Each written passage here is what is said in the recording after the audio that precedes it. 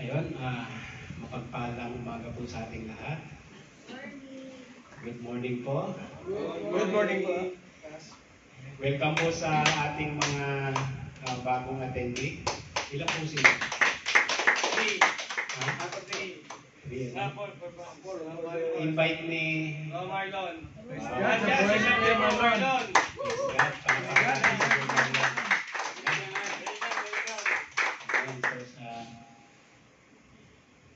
Pinagpala ka kapatid ng Marlon, no? Nakapagdala ka ng kaluluwa dito sa church. No? At mga kapatid, sa ating mga bagong kapatid, hindi po ito yung umpisa. Marami po. Napakaganda po dahil nayaya kayo ni Brother Marlon para matuto ng salita ng Diyos, no? Hindi sa ibang gawain. No? Lapakan natin ang Panginoon kasi ang purpose ng Panginoon ay tayo ay makalaya, no? Makalaya sa lahat ng mga bagay. No? So ito yung panahon para makalaya tayo. No? Amen? So paano ba ako mag-umpisa? Welcome ko rin yung ating mga songliner, ang aking may bahay, si Elizabeth. No? Sabi ko sikapin mo makatin. Nag-aatid sundo ng estudyante yan. Pero sinikap niyang makatin talaga. No? Sa ating mga kapatid na iba dyan, open niyo po yung inyong camera.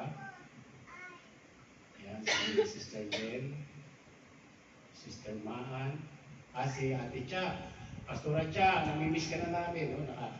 Pastora Cha, pasyal ka naman dito, namimiss ka na namin. So, paano ba mag-umpisa? Parang na tapos na yata ni kapatid na Wilos yung message, no? Kasi nung nakarang Friday, tinanong ako ni Pastor, kapatid na Wilos, incoming pastor yan. Tinanong niya ako, Pastor Eli, ano ba yung iyong message? Sabi ko, yung kalayaan nagmumula sa pagpapala ng Diyos. So, karugtong na lang halos ito ng message ni Bible Exhort ni kapatid na Wilos, no? So, bago po ako mag-umpisa mga kapatid, nais ko po muna maghatid ng kwento sa inyo, no? Ayan, kwento naman. Hindi ka na talaga sa kwento eh. Lulo ko. Yan ako magaling sa mga kwento-kwento eh. Okay. Itong kwento ko, hindi ito yung lolo ni Joke, ha? Itong kwento ko mga kapatid, isang pamilya o isang tao ang nakatira sa lugar na magulo. Pagpalagay natin squatter, no? Magulo yung lugar na yun. Ngayon, sa araw-araw na buhay niya, naririnig niya palagi yung ingay, no, yung kaguluhan doon sa lugar niya. Ngayon, itong tao na to, mga kapatid, siya ay nagdesisyon na lumipat ng ibang lugar para magkaroon ng kalayaan. No? Kasi parang wala siyang kalayaan, magulo doon sa lugar na yun. Kaya pumunta siya sa ibang lugar, sa ibang barangay. Tumawid siya ng ibang barangay. At upang makatiyak siya na tahimik doon sa lugar na yun, tinanong niya yung punong barangay doon, yung kapitan. Sabi niya, Kapitan, kumusta naman dito sa barangay mo? Tahimik ba? Sabi ng kapitan, doon sa lugar na pinanggalingan mo, kamusta naman? Sabi nung tao na naghahanap ng tahimik na lugar, sabi niya, alam mo, Kap, dun sa lugar namin, ang gulo. Laging may nagpapatayan, laging may nagmumurahan, laging may nag-aaway, laging may nagsusugal, lahat. Napakagulo. Gusto ko ng kalayaan. Alam mo, sinagot ng kapitan. Alam mo, yung pinanggalingan mo, ganun din dito. Ganun din daw doon. Sa lugar na yun, sa barangay na yun. So, Itong tao na gusto ng kalayaan, yumuko, umalis. Makalipas ang isang linggo, may dumating na naman na tao dun sa barangay na yun. Oh, talagang itong barangay na ito, makala. Nagpala kasi lagi pinupuntahan siya eh. Nung yung tao na dumating na yon, ibang tao naman. Sabi niya, Kap, sabi niya doon sa kapitan doon sa barangay na yun, Kap, gusto kong lumipat dito sa barangay niyo. Tahimik po ba dito? Sabi nung, tanong uli nung kapitan, ano ba ang lugar na pinanggalingan mo? Ano ba yung barangay na pinanggalingan mo? Kap, yung mga tao doon, nagpupuri sa Panginoon, nagsasamba sa Panginoon, nag-aawitan sa Panginoon, at nagmamahalan ang lahat ng mga tao doon. Ano mo sabi ng kapitan? Ganun din dito sa ating barangay. So anong lesson mga kapatid? Anong lesson? Kahit saan tayo pumunta mga kapatid, ang lesson, kung tayo ay nakatingin sa ating paligid, wala po tayong kalayaan. Amen? Amen. Wala po tayong kalayaan. So focus tayo sa paglilingkod sa Panginoon, sa pananalangin, huwag po tayong tumingin sa ating paligid. Amen? Upang magkaroon tayo ng kalayaan at upang tayo ay gamitin din sa lugar na ating pinanggalingan. Palakpakan po natin ang Panginoon. So, bago ako mag-umpisa mga kapatid, samahan niyo muna po ako sa mga maikling panalangin. Hallelujah. Lord, Panginoon, narito po ako muli sa iyong harapan, Panginoon. Makasalanan po ako, sila po akong basahan, mahina po ako, wala po akong sapat na kaalaman, Panginoon. Ikaw ang kumilos, ikaw ang makita, ikaw ang magliwanag sa aking harapan, Panginoon. Ituro mo sa aking mga kapatid, Panginoon, sa iglesia ito, ang tunay na kalayaan, Panginoon. Turo mo, Panginoon, yung mensahe na magpapalaya sa kanila, Panginoon. Hallelujah. Lord, gamitin mo lang ako, Panginoon, bilang daluyan ng iyong salita, Panginoon. Banal na Espiritu nawa, Panginoon, ang nakita sa lugar na ito, Panginoon. Yung pag-ibig mo, Panginoon. Hallelujah. Lord, gabayan niyo po ako na maihayag ko ng maayos, Panginoon, ang iyong salita. Hallelujah. Maraming salamat po sa pangalan ng Ama, ng Anak at pakikisa ng Banal na Espiritu. Okay. Amen. So, okay, dadako na tayo sa ating ang topic pa rin po ng ating message, mga kapatid, ay freedom pa rin, no? Nung nakaraang mga mensahe, yung kay Pastor Oscar, yung freedom, yung pagpapalaya sa mga sumpa, sa mga curse, no? Yun yung naging message ng ating Pastor Oscar. At ito namang pangalawa kay Pastor Claudette, yun namang kalayaan sa pamamagitan ni Kristo Jesus, no? Yung pagpapalaya doon sa mga batas na inano kay Moises, no? Yung kalayaan sa pamamagitan ni Kristo Jesus, no? At nung nakaraan po, ito yung message na ginawa ko, pero nung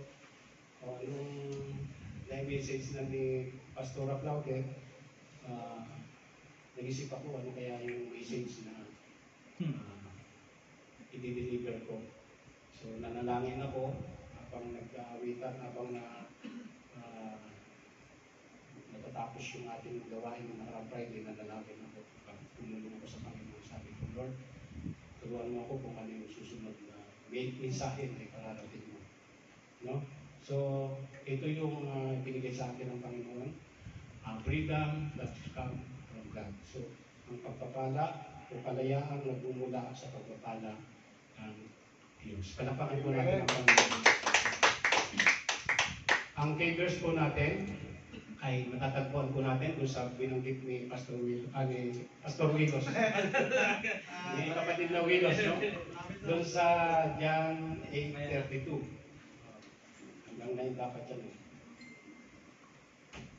Sabi doon, makikilala ninyo ang katotohanan at ang katotohanan ang magpapalaya sa inyo. Amen. Tulad ng binanggit kanina sa Bible Exhort, maraming kalayaan. Amen? Yung objective po, yan yung layunin ng mensahe. Sabi dito, dapat na maunawaan ang pagsunod ng wastong paggamit sa kalayaan sa pagpili ay naghahatid ng hindi mabilang na pagpapala. Amen? Sapagkat ang pinakamataas na antas ng kalayaan ay nagmumula sa pagsunod sa Ebanghelyo ng Diyos. Amen po? Palapakan po natin ang Panginoon.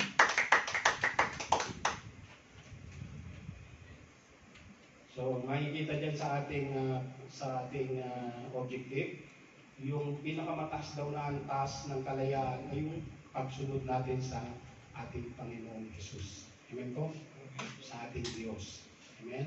Kasi totoo naman po, kung talagang wala tayong Diyos sa puso, wala po tayong kalayaan. Amen? Kahit saan tayo pumunta, kahit saan tayo makarating, amen? Wala tayong kalayaan. Amen po? So, ang pinakamataas na antas ng kalayaan o para makalaya ay yung Ebanghelyo ng ating Panginoon. So, introduction mga kapatid. Sabi sa ating introduction, 1 Peter 2:16. Ayan. Sabi dito, mamuhay kayong tulad ng mga taong malaya. Huwag ninyong gawing anakip sa paggawa ng masama ang kalayaan ito. Subalit, mamuhay kayo bilang mga alipin ng Diyos. Ayan, mga kapatid. Ayan. Sino ang naisip ninyong pwedeng example dito sa verse na to? Mga kapatid. Yung humingi siya ng kalayaan, no? Hiningi yung alam niyo yung kwento ng yung prodigal son? Yung prodigal son, di ba? Gusto niyang maging malaya. Kinuha niya yung ari-arian, yung mana niya, no? Yung mana niya. Nung nakuha niya yung mana niya, mga kapatid, pumunta siya sa malayong lugar. Kasi naging malaya siya, nakalayo siya dun sa magulang niya. Naging malaya siya. Wala nang tagasita. Wala nang mag-rebuke sa kanya, wala nang magsasisita sa kanya. Naging malaya siya. Pumunta siya dun sa malayong lugar. Dala-dala niya yung kayamanan na binigay sa kanya yung mana niya. No? At dahil sa sobrang kalayaan niya, anong nangyari? Anong nangyari mga kapatid? Nilustay niya sa masasama. Di ba? Pinasok niya lahat ng mga masasamang bisyo. Pambababae, lahat ng masasamang bisyo.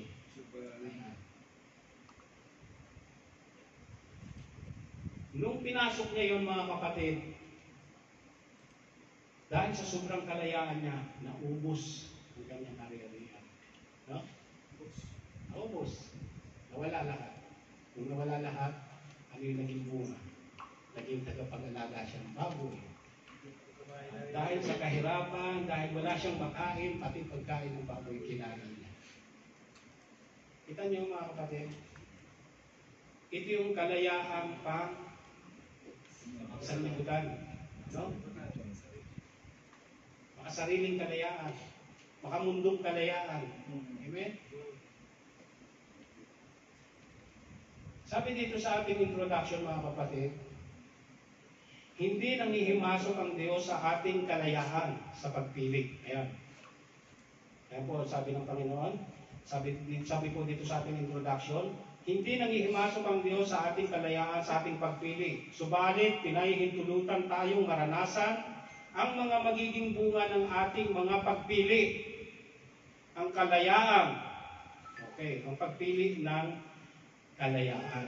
Ayan. So, yung Panginoon, hindi nang ihimasok sa atin. No? Kung ano yung gusto nating gawin, may freedom siya. No? May freedom yung Panginoon. Hindi niya tayo pwedeng tutulan. Nasa atin yung desisyon. Pero pinapayagan niya na maranasan natin kung ano ang magiging bunga ng kalayaan ang isang lipunan. Diba? So, tignan mo yung nangyari doon sa prodigal son. Pinahintulutan ng Diyos na mangyari sa kanya yun. Upang maturuan siya ng leksyon. Diba? Upang matuto siya. Amen? Mamaya, itutuloy natin yan. So,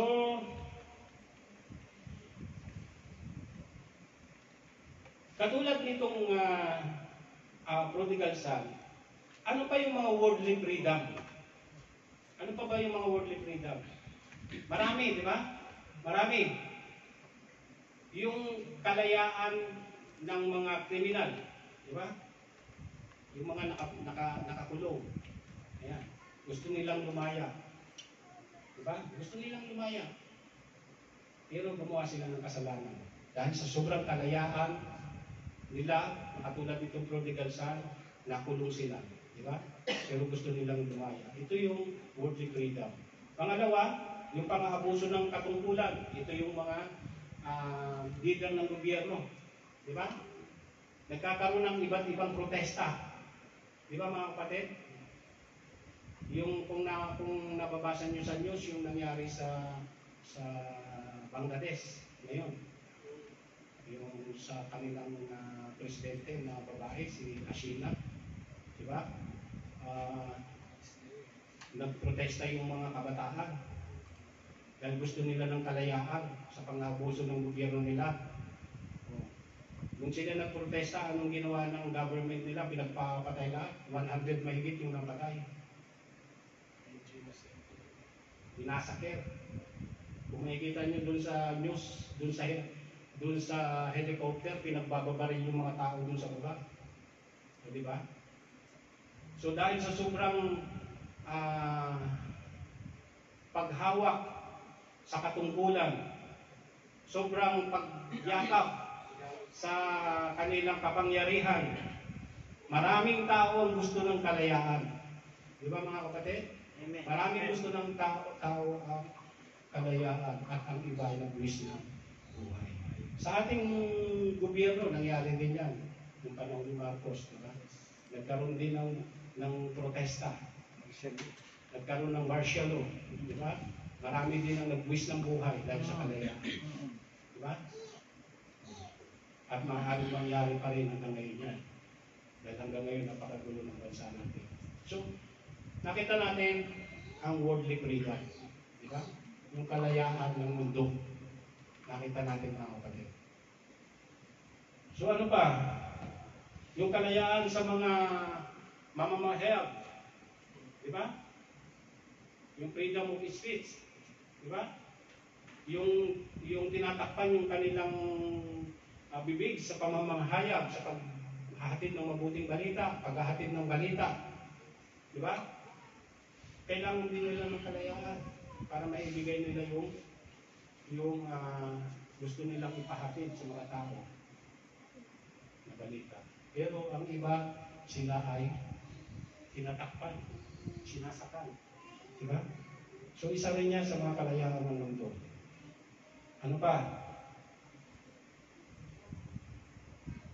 Sa ating mga anak, di ba? Katulad ng prodigal son, may mga anak na gusto ng kalayaan, ayaw magpasakop sa magulang.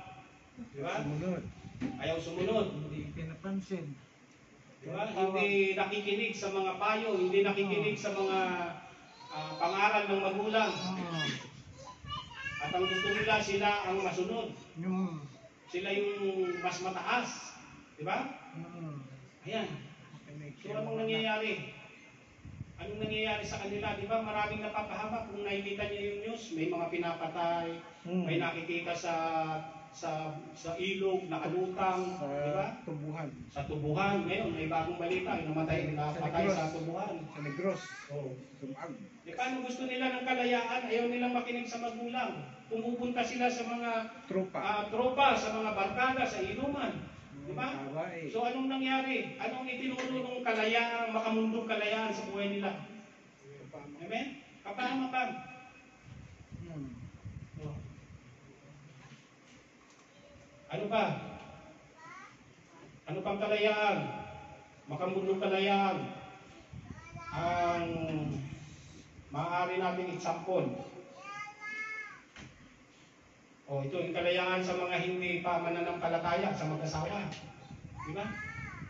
Yung hindi pa mananampalataya, wala pang pagkakilala sa Diyos. Yung ang asawa ay sobrang ingay. Di ba?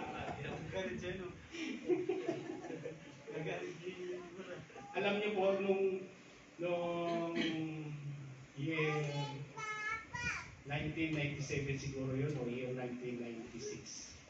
Nangupahan ako sa Paranaque. Squatter yung napuntahan ko. Doon sa napuntahan ko yung squatter, alam niyo po, hindi ako nagsiset ng alarm para pumasok sa trabaho. Hindi po ako nagsiset ng alarm. Alam niyo po kung ano yung gumigising sa akin tuwing umaga? Yung kapitbahay namin. Umagang-umaga yung kanyang asawa nagsisisigaw. Nagsisisigaw talaga. Nagmumura. Magsipangon na kayo! Tanghali na! Mga anak! Maglinis kayo! Pumasok na kayo! So, ang dami, ang ingay-ingay. So, yun yung alarm ko. Hindi ako nagsiset ng alarm. Di ba? Napakaingay niya. So, kano magkakaroon ng kalayaan yung pamilya niya pag gano'n, di ba? Experience ko rin yan, mga kapatid. Yung tsahin ko, ito totoo yan, nung bata pa ako, no? Nung bata pa ako, tumira ako sa tsahin ko. Yung tsahin ko, sobra talagang ingay nun. Parang ang tingin niya dun sa kanya, sa tsuhin ko parang umaapoy. Bakit po? Tuwing nakikita niya yung tsuhin ko, parang meron siyang gustong sabihin na maingay siya, na lagi siyang wala kang ganito, ganyan-ganyan. Yung tsuhin ko talagang parang rending-rending na, no? Rending-rending na siya. Kasi lagi siyang inaaway ng kanyang asawa. Lagi siyang sinisigawan. Konting pagkakamali, sinisigawan siya. No? Pagkagaling sa pagtatanim ng palay, pag-uwi niya, inaaway siya. So, one time, nakita ko yung tsuhin ko. Bata pa ako na doon, siguro pero natatandaan ko na, mga 10 or 11 years old ako na. Nakita ko yung tsuhin ko, nakahiga doon hindi siya umuwi ng gabi. Kasi, nalasing siya, alam niya kung ano yung mangyayari pag uwi niya. No? Iyak na babakbakan siya yung tsahin ko, kaya hindi siya umuwi. Ngayon, ang trabaho ko tuwing umaga noon, nag-ano ako ng kalabaw. Nagpapakain ako ng kalabaw. Dinadala ko yung mga kalabaw doon sa pakainan. Nakita ko yung tsuhin ko doon sa may puno ng sampalok. Nakahiga doon, tulog na tulog. Alam mo yung unan niya? Unan niya yung yung tuyong dumi ng kalabaw. Di ba natuyo yun? Pinagpatong-patong niya, yun ang unan niya. Ha? Tulog na tulog siya. Sabi ko, tata kasi sa Bicol, yung mga Bicolano dito. Tata ang tawag sa amin yung tsuhin, no? Sabi ko, tata, bakit hindi po kayo umuwi? Ay, nako. Mas mabuting magpahinga dito para magkaroon ako ng katahimikan. Sabi niya. Kasi lagi siyang inaaway nung tsahin ko. So, nakita natin yung worldly freedom, no? Na naghihingi ng katahimikan. No? Pero kung sila may pagkakilala na sa Panginoon, siguro hindi mangyayari sa kanila yun. Tapos nung namatay yung tsuhin ko, iyak yung tsahin ko. Isip-isip ko, medyo may isip na ako lang. Sabi ko, nung nabubuhay pa yung tsuhin ko, kung ano nung pinagsisigawan mo, kung ano nung binabanggit mo sa kanya, hindi namatay, iyak. So, ganyan yung itinuturo na mundo.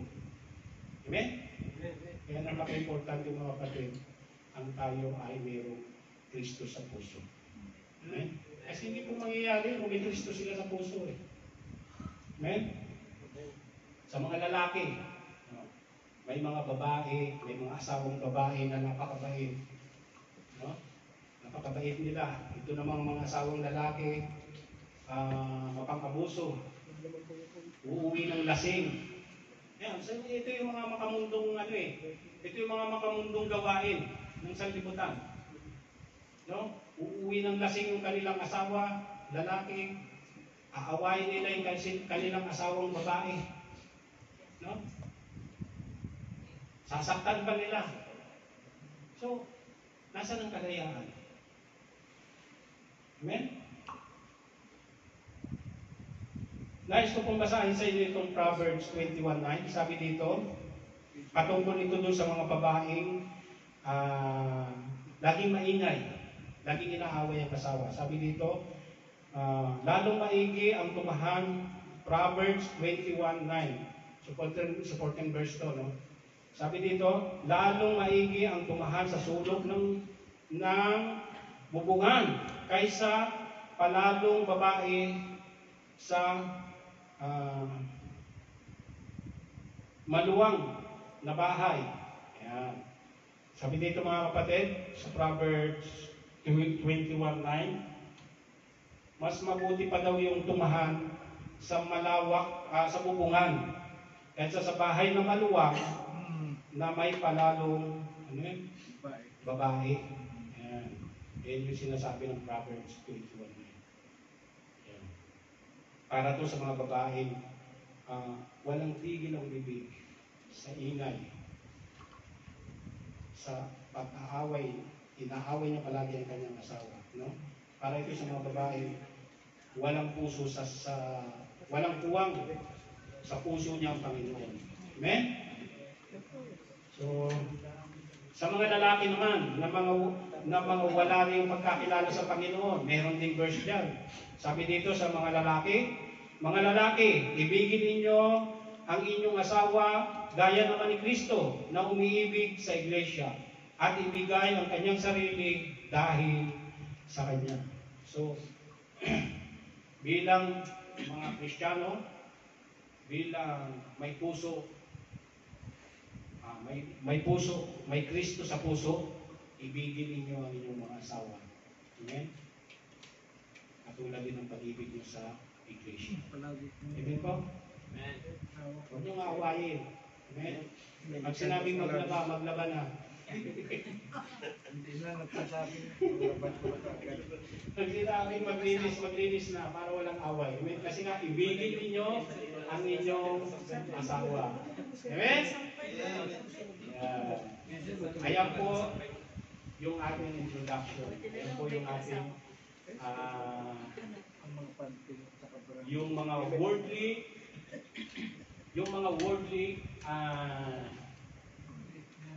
na gawain ng mundo. Amen? Okay. So nakita natin mga kapatid yung itinuturo ng kalayaan ng mundo. Nakita natin? Amen. Nakita natin mga kapatid, di ba?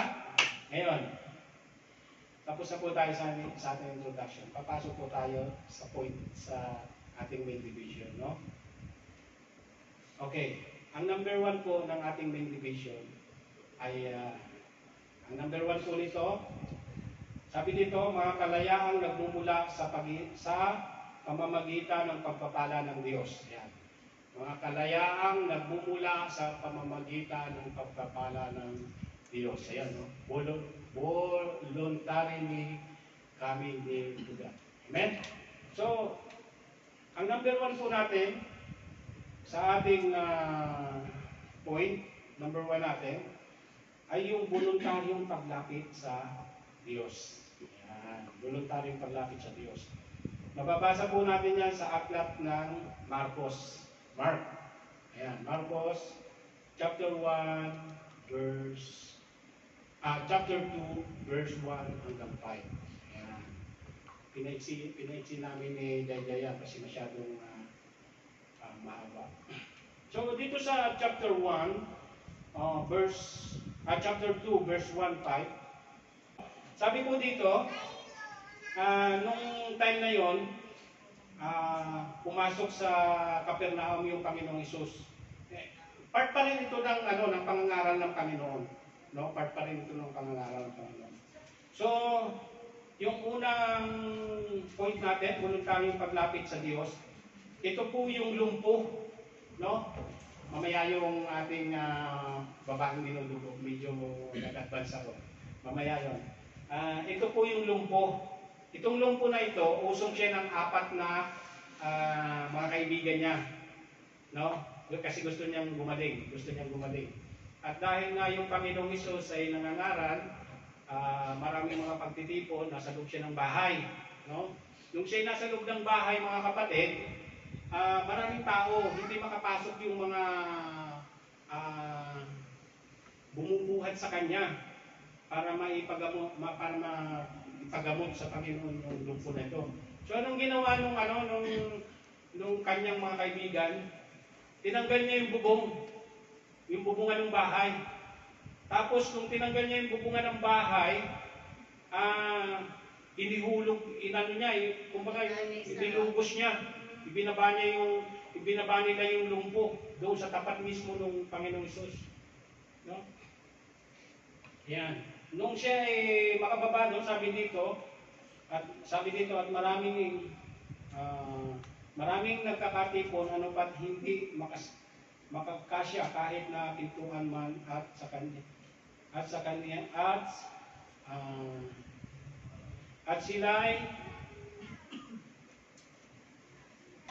sinaysay niya ang salita. At sila'y nagsidating naman. At dala ang isang lalaking lumpo sa kaniya sa usong ng apat. At hindi makalapit sa kaniya dahil sa karamihan ng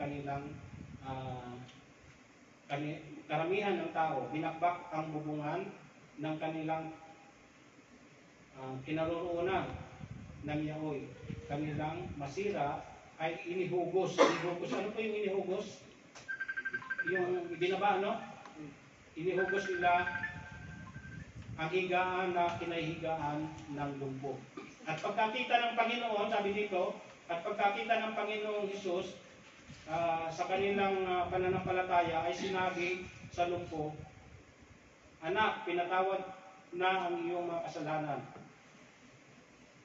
Yan. Pinatawad niya yung kanyang mga kasalanan at siya ay pinagaling. Amen? So, ngunit sa kanyang ngunit sa pagpapagaling ng Panginoong Hesus, may mga eskriba doon, no? May mga yung hindi nananampalataya sa Panginoon, yung gusto lang na ang Panginoon ay siraan, no? Yung mga eskriba, kasi yung panahon na yun, sila yung mga high priest, no? Sila yung matataas, yung may mga pinag-aralan. So hindi sila naniniwala o hindi sila nakikinig sa aral ng Panginoon. So yung mga eskriba na yon ay nagbulay-bulay, nagsalita. O bakit ginawa ng Panginoon yun? No? So nakita natin, mga kapatid, kaya ko sinabing voluntaryong paglapit sa Diyos, nakita natin, mga kapatid, na hindi sa pilitan, no? Hindi sa pilitan. Nakita natin gustong gumaling itong lumpo na to, no? Nakita natin binakbak yung bubong. Pero hindi sila sinuway ng Panginoong Hesus. Pinabayaan lang na sila'y bumaba. Binakbak na yung bubong. Pinabayaan lang sila'y bumaba.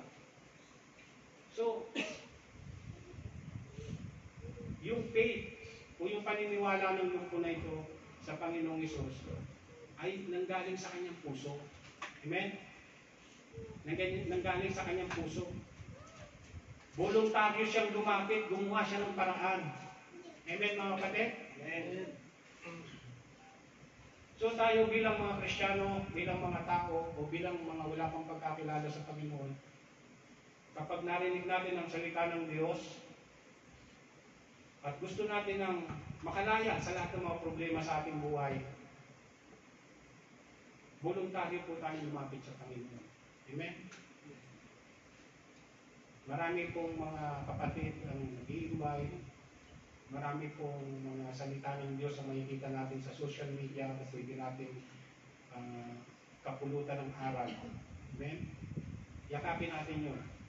Voluntaryo tayong lumapit sa Panginoon. Amen po? Amen. Praise the Lord. Okay. Ayun. Pupunta na tayo dun sa kanina, yung advance ako kanina eh. Dito naman sa Mark 25, Mark 5, 25 hanggang 34. Yan. Ito na yon, yung tungkol naman dun sa babae. Nag-aaral pa rin. Ang Panginoong Hesus, nangangaral pa rin siya.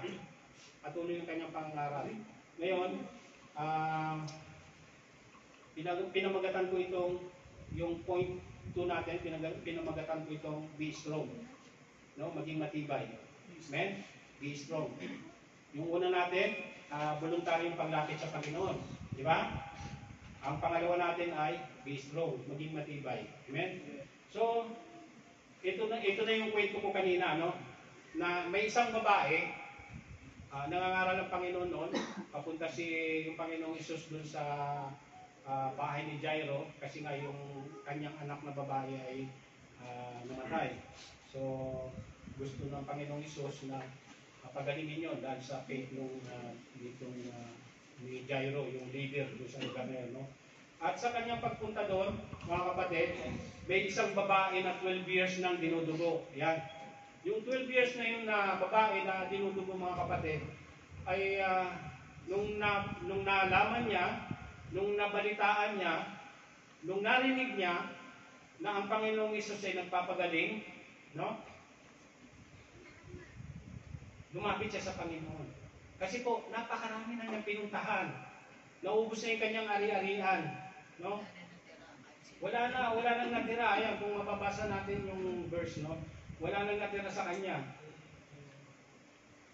Naubos na. Hindi siya nanghina. Naging matibay siya. Amen? Naging matatag siya. At lalong naging matatag siya nung nakilala niya yung Panginoon. Amen po? Nung nakilala niya yung Panginoon, pumasok sa kanyang isip, sa kanyang puso.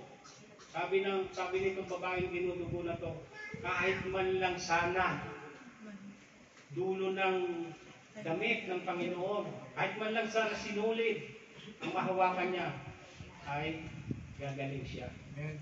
Amen? So, nakita natin, mga kapatid, yung pagpapala ng Panginoon sa babaeng ito. Di ba? Naging matibay siya. Hindi siya nanghina. Naging matatag siya.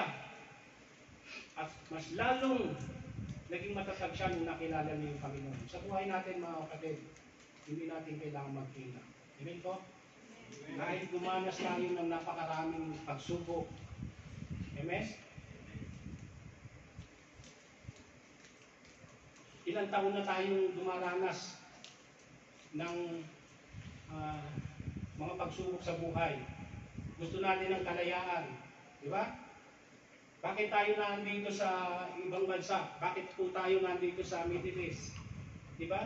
Gusto natin ng kalayaan sa kahirapan. Amen po? Amen. Kaya tayo nandito para lumaya tayo sa kahirapan.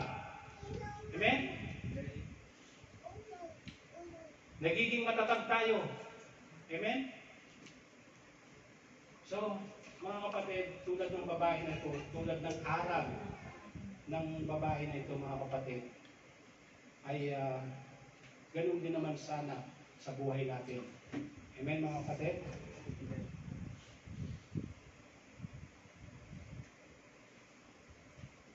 Tignan mo, naubos na yung ari-arian niya.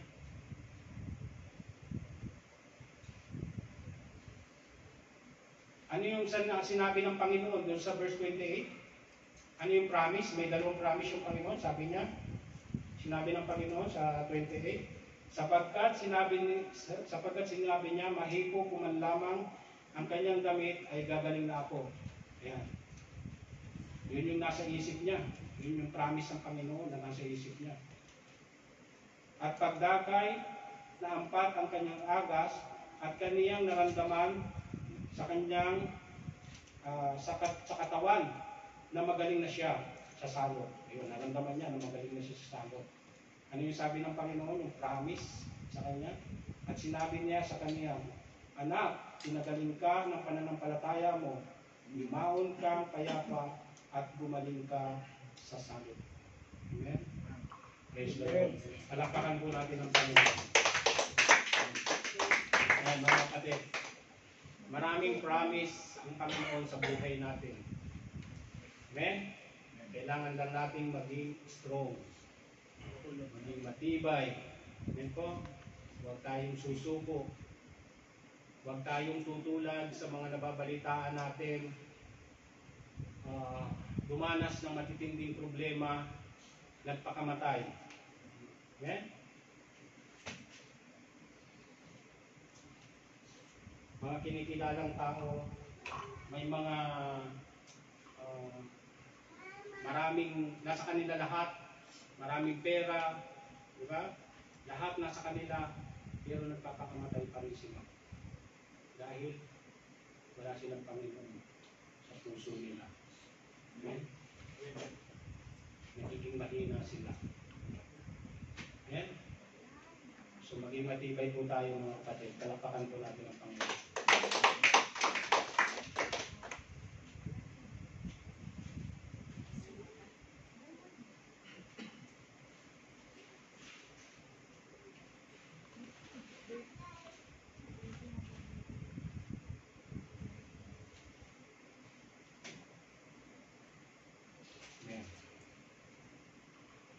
Okay.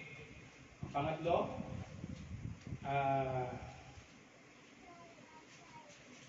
repentance. Magsisi sa kasalanan. Amen? Ayan. Si Zacchaeus. Kilala niyo ba si Zacchaeus? Sino ang nakakakilala kay Zacchaeus? Umuwi na. Umuwi na. Umuwi na ba? Kasi kaya nagsabi ko. Kay Pops. Kay Pops. Sino nakakakilala kay Zacchaeus? Bakit naman nakatingin kayo kay Johnny? Pambihira naman yan. Nag-exit na daw. So, sino ba si Zacchaeus? No? Sa kwentong ito mga kapatid, sa aklat ng Lucas, chapter 19, sa aklat ng Lucas, chapter 19:8, no? Hanggang sa 9. So, sa kwento na ito mga kapatid, sa kwento na to, si Zacchaeus po ay isang maniningil ng buwis. Kolektor, no? Kolektor siya. Kolektor. Mayaman siya. Siyempre, kolektor siya eh. Kolektor siya ng mga buwis lahat, no? Pinagkakatiwalaan siya ng gobyerno. Noong time na yon. No, sa pagpapatuloy ng kwento, ang Panginoong Hesus ay naglalakbay pa rin para mangaral, no? At sa kanyang paglalakbay, sa kanyang pangangaral, napakaraming tao, no? Naglalakad siya, napakaraming tao. At dahil nga maraming tao, mga kapatid, itong si Zacchaeus, hindi niya matanaw man lang, o hindi man lang niya makita yung Panginoong Hesus, no? Dahil nga, nung nabalitaan niya na ang Panginoong Hesus ay nagpapagaling, nagpapatawad ng mga kasalanan, nagdesisyon siya na makita man lang ang Panginoong Hesus. Amen? So, anong ginawa nito ni Zacchaeus? Anong ginawa ni Zacchaeus? Dahil siya'y maliit lang siya. Hindi niya makita yung Panginoon, sa dami ng tao, nagsisiksikan. Hindi niya makita. Ang ginawa niya, umakyat siya doon sa puno ng Sycamore. Anong puno yan? Sycamore ba? Sycamore. Umakyat siya doon. Pag-akyat niya doon, dahil gusto man lang, kahit man lang matanaw niya yung Panginoon, umakyat siya doon. Umakyat siya. Kahit man lang sana matanaw niya. So, biruin mo yung kanyang fairness yung kanyang faith, no? Nung tinanggap niya yung Panginoon, kahit man lang sana matanaw niya, yung unang kwento, yung pangalawang kwento natin, yung sa babae, kahit man lang mahawakan yung laylayan ng damit, no? Oh, yung unang kwento, yung sinira yung bubungan, ang daming kwento ng mga binigyan ng Panginoon ng pagpapala, no? Kalayaang pagpapala, no? O, ito naman, tingnan natin, si Sakeo. Makit siya. Hindi naging hadlang sa kanya kung ano man siya, kung gaano man kaliit. No? Hindi naging hadlang.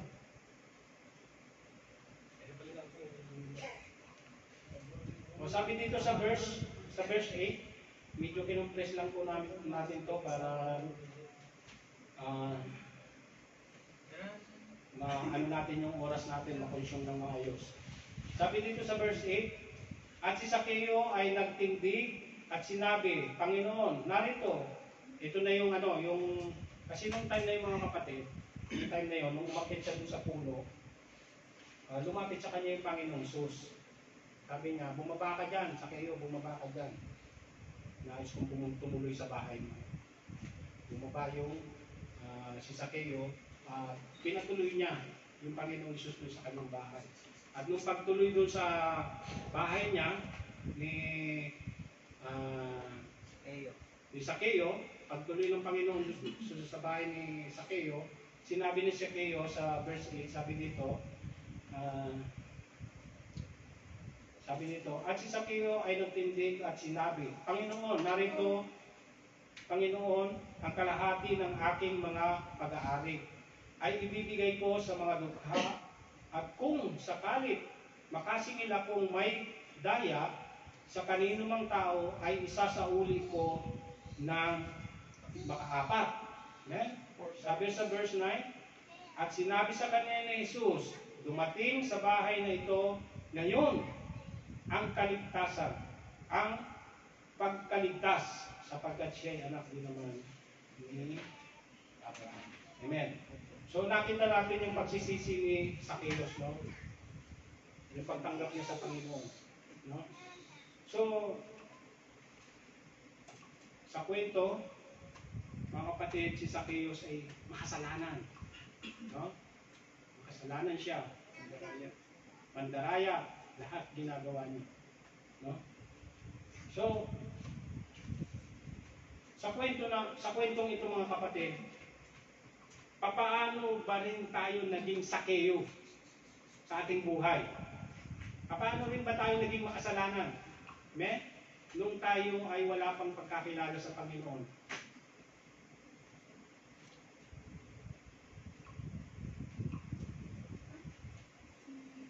Next, Jai.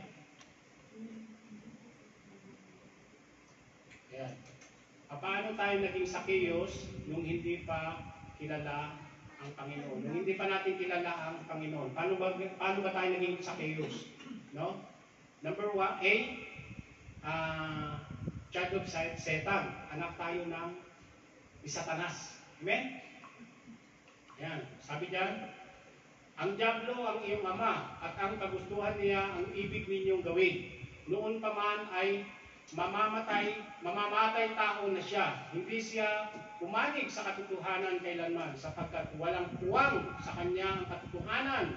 Likas sa kanya ang pagsisinungaling sapagkat siya ay talagang sinungaling at siya ay ang ama ng kasinungalingan. So yan, anak tayo ng si Satan nung hindi pa natin kilala ang Panginoon. Di ba? Katulad ni Sakeos, makasalanan siya. No? Anak tayo ni Satan. Lahat ng mga masamang gawa sa mundong ito nagagawa natin. Amen po? Oh. B. Next, Jai. Ayan. Slave of sin. Ayan. Sabi dito, sumagot si Jesus, pakatandaan ninyo, ang namumuhay sa kasalanan ay alipin ng kasalanan. Ayan. Nung di pa natin kilala ang Panginoon, mga kapatid, slave tayo ng kasalanan. Amen? Alipin tayo ng kasalanan. Ano pa? Next. Full of pride. Mataas ang pride natin, di ba? Ang taong magagalitin ay laging napapasok sa gulo, laging nakikipag-away dahil sa init ng ulo. Ganyan tayo noon. Amen, mga kapatid? Amen. Ganyan tayo. Full of pride. Ayaw natin magpatalo. Tulad ni Zacchaeus, ganun din siya. Ayaw niya magpatalo. Amen? Next. Ayan. Paano tayo maging Zacchaeus? Ito pa, nung di pa natin kilala ang Panginoon. Yung next. Sa D, makasanlibutang gawain. Makasanlibutang gawain. Ayan. Mga hilig tayo sa mga makasanlibutang gawain. Sabi dito, huwag ninyong ibigin ang sanlibutang ito o ang mga bagay na nasa sanlibutan. Ang umiibig sa sanlibutan ay hindi umiibig sa Ama. Amen? Ano ba yung makasanlibutang gawain natin noon? Number 1, sabi dito, alcohol. Di ba? Mahinginom tayo. Number 2, drugs. Nagdodroga, yung iba. Amen? Number 3, bisyo. Amen? Yung paninigarilyo. Amen? So mga kapatid, kung kayo naliligarilyo, huwag po tayong masaktan. Babaguhin po tayo ng Panginoon kung tayo patuloy na ahatin dito sa gawain. Amen? Ako po, patutuo ko sa inyo nung time na makilala ko ang Panginoon. Naninigarilyo po ako. Pumupunta po ako sa church, meron akong sigarilyo sa bulsa. Dahil sa patuloy kong paglilingkod, patuloy kong pag-attend, pakikinig ng kanyang salita, binago po ako ng Panginoon. Amen? Pero nyo, almost 20 to 22 years. Kasi nag-start akong manigarilyo, 18 ako. 18. Magkano na yung na-consume mo? Napakarami na. Napakarami na. Pera. So, ang dami. Grabe yun. Papasok ako sa trabaho noon, isang pakete, 2 paketeng sigarilyo, baon ko. Pag sumahod ako, bibili na ako ng yung isang rim. Isang gano'n, bibili ako ng isang rim na yun. Yun na, papasok ako sa trabaho, 2 kaha. Pero purihin ang Panginoon. Purihin ang Panginoon sa buhay ko. Nawala lahat yun. Amen? Palapakan natin ang Panginoon. So, mga kapatid, kung kayo man ay naniligarilyo, magpatuloy lang kayo sa gawain sa Panginoon. Sure, tatanggalin ng Panginoon sa inyo yan. Amen? Palapakan po natin ang Panginoon. Sugal. Ayan, nagsusugal din ako noon. Hibig ko nung mag-pang-its. Nung time na yun. Ayan, ito pang bababae, hindi ako dito. Pang lalaki, hindi pang lalaki. Panlalalaki lang. Panlalalaki. Hindi ko pinasok to, no? Ano kasi ako noon masyado akong sa misis ko. Okay? Yes. Mainitin ang ulo. Ayan, nung time na hindi pa tayo nakakilala sa Panginoon, katulad ni Zacchaeus, mainitin ang ating ulo. Amen? Palamura. Palamura tayo.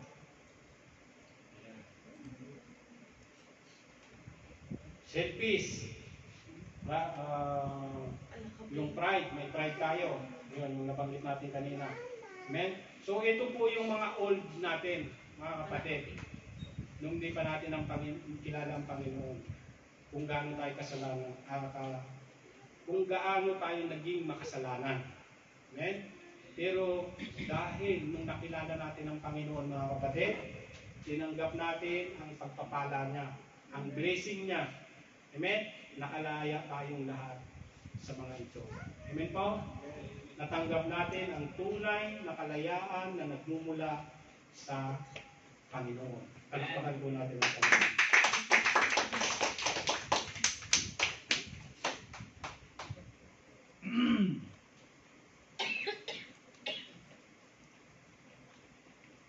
Karagdagan mga kapatid, sabi dito, ang kwento ni Zaccheo ay nagpapakita ng makulay na pagbabalik loob at pagpapakumbaba sa harap ng Panginoon. Ipinakikita ito ang kapangyarihan ng pagbabago at pagsaayos ng buhay sa pamamagitan ng biyaya at pagtanggap sa ating Panginoong Jesus. Amen po? Sabi dito, hindi naging hadlang ang pagiging maliit na tao ni Zaccheo at lalong hindi rin naging balakid ang napakaraming tao para hindi niya makita at makilala ang Panginoong Jesus. Pinatuloy ni Zaccheo si Jesus sa kanyang bahay, sa kanyang buhay, at sa kanyang puso. At dahil doon ay nakalag ang nakagapos na kasalanan sa kanyang buhay at nakamit niya ang biyaya ng kalayaan at kaligtasan. Amen po mga kapatid. Alakpakan po natin na So, may oras pa ba? Isang oras pa. Isang oras pa. Ilang minutes na? Gawin mo na kuya. 1 minute pa. Okay. So, conclusion. Yan na. Conclusion na tayo mga kapatid. Sabi dito, sa ating conclusion, Joshua 1:8. Ito yung promise ng Panginoon para matanggap natin ang tuluyan, ang kalayaan, ang kalayaan may pagpapala ng Panginoon. Amen? Joshua 1:8. Ayan. Lagi nating basahin. Ano yung sabi sa Joshua 1:8? Huwag nating kaligtaan. First John rin. Joshua yun, alam ko din. Joshua 1:8 yan. Magkamali lang sa Huwag mong kaliligtaang Ayan. basahin. Sabi dito sa Joshua 1:8, huwag mong kaligtaang basahin ang aklat ng kautusan. Pagbulay-bulayan mo iyon araw at gabi upang matupad mo ang lahat ng nakasaad doon. Ayan. Sa ganon, magiging sagana at matagumpay ang iyong pamumuhay. Ayan, nakita natin mga kapatid. Ayan. Ayan yung pagpapala ng Panginoon. Amen? Ayan yung kalayaan ng pagpapala ng Panginoon na ibibigay sa atin. Amen po mga kapatid? Amen. Huwag natin kaligtang basahin ang kanyang aklat. Amen po? Amen. Tiyak, lalaya tayo sa lahat ng mga bagay. Lalaya tayo sa maraming problema sa buhay. Amen? Malalaya tayo sa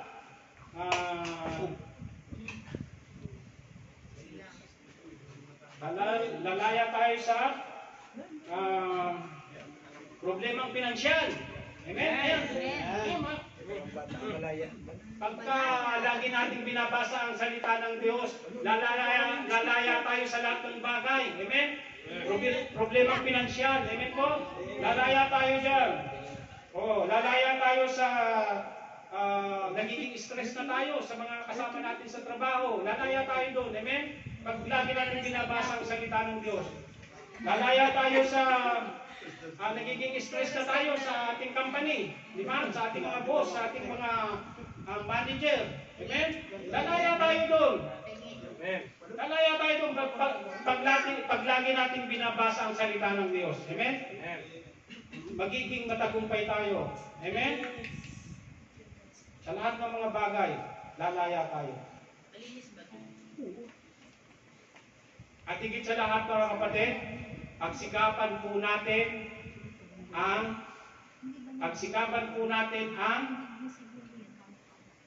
Kape?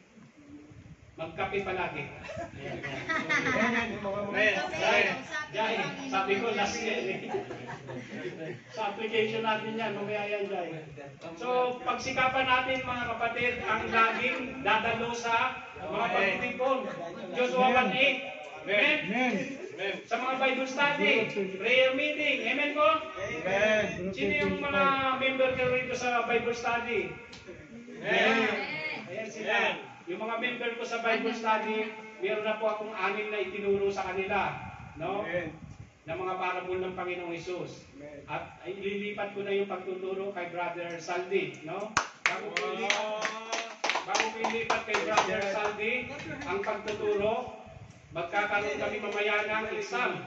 Wow! Tapos pala may Final exam. Final exam.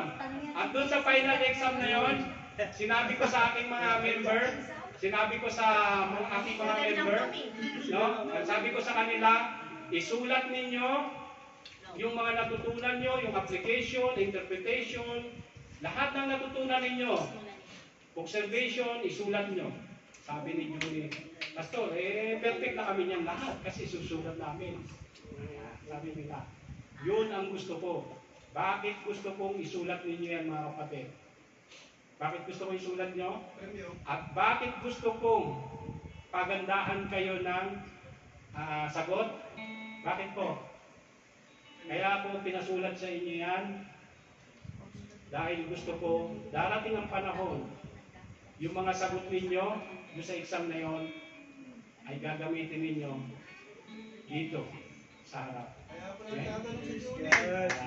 Kaya kung sino yung may pinakamagandang explanation sa ating na pag-aaral natin mga kapatid, may special gift kayo. Amen. So, palakpakan natin ang Panginoon. So, importante yun na tayo umatin sa mga Bible study. Amen po mga kapatid? Ayan. At higit sa lahat, sinong masarap magkape? Ayan. Kape. Application to. Yung application natin. Ayan. Kausapin ang Panginoon everyday. Amen mga kapatid. Amen. Taas ang kamay ng magaling magkape dito. Julie. Praise God. Kausapin ang Diyos. Kausapin ang Panginoon every day. Amen po. Upang makamit natin ang tunay na kalayaan, makalaya tayo sa lahat ng mga bagay at makamit natin ang kalayaan na bumula sa pagpapala ng Panginoon. Tayo po ay magkape. Tapos na po ang mensahe ng Panginoon. Ayan. Napakaganda natin ang Panginoon. Hallelujah. So, samahan niyo po ako sa maikling panalangin. Yes, Lord. Maraming salamat po, Panginoon. At tinuro mo ka sa amin, Panginoon, yung mensahe mo kung paano kami makamit namin yung kanayaang may pagpapala na nagmumula sa iyo, Panginoon. Lord, hindi po kami tumututok sa mga kalayaang makamundo. Hindi po kami pumupokus sa mga kalayaang ng mundong ito. Kundi nakapokus kami, Panginoon, sa kalayaang nagmumula sa iyo, Panginoon. Hallelujah. Hallelujah. Lord, sa aking mga kapatid, sa iglesia nito, Panginoon, tunay na patuloy na ibigay mo sa kanila, sa kanilang puso, ang tunay na kalayaan sa kanilang buhay. Sa aking mga kapatid na bagong attend pa lang, na ngayon pala nakaka-attend sa gawain ito, Lord, ipunin mo ang kanilang puso, Panginoon, na sila'y magpatuloy upang makamit nila ang tunay na kalayaan na nagagaling sa iyo, Panginoon. At hindi ang kalayaan na bumula sa mundong ito, Panginoon. Hallelujah. Hallelujah. Lord, maraming salamat po sa gabay mo, sa presensya mo, sa iyong banal na Espiritu, Panginoon. Maraming salamat po dahil ikaw ang nagsalita, ikaw ang nagturo sa amin, Panginoon, ng tunay na kalayaan. Maraming salamat po sa pangalan ng